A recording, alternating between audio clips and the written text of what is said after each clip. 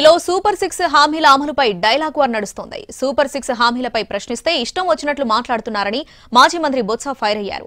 ఇచ్చిన హామీలను అమలు చేయలేని వారి సంగతి ప్రజల్లోనే తేలుస్తామన్నారు. ఆయనకు కౌంటర్ ఇచ్చారు మంత్రి కొండపల్లి శ్రీనివాస్. గత 5 ఏళ్లలో జరిగిన అభివృద్ధి, కూటమి ప్రభుత్వంలో ఏడాదిలో జరిగిన అభివృద్ధిపై చర్చకు సిద్ధమా అని సవాల్ విసిరారు. దేనికోసం ప్రజలు ఓటు అడిగావు?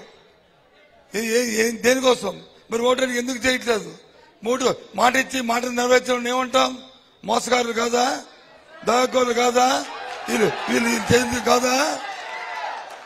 వీళ్ళు ప్రజాస్వామ్యంలో వీళ్ళు ఒక్క రోజైనా ఒక క్షణమైనా వీళ్ళు పరిపాలించే హక్కుకి ఉన్నదా? ఈ విషయాన్ని ప్రజల ముందు తెలుసుకుందాం. మాకు అభ్యంతరలే.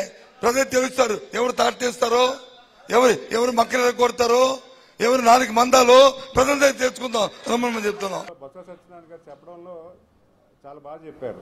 ఏదో రాంగ్ మెసేజ్ పబ్లిక్ ఇస్తున్నారు. 5 ఏళ్ల కాలంలో వాళ్ళు అసలు ఏం చేశారు? వాళ్ళు ఎలక్షన్ ప్రామిస్ నెరవేర్చామని అంటున్నారు. ఏమి నెరవేర్చారు? అసలు 5 ఏళ్లుగా కనీసం గ్రామీణ ప్రాంతంలో ఒక తట్ట ఇసుక మట్టిని ఎత్తారా? కనీసం ఒక చిన్న సీసీ రోడ్ వేసుకోగలిగారా? సంవత్సర కాలంలో ఈ ప్రభుత్వం ఏం చేసింది, వాళ్ళు పరిపాలన చేసిన సంవత్సర కాలంలో వాళ్ళు ఏం చేయగలిగారు అనే దాని మీద నేను డిబేట్కి రెడీ.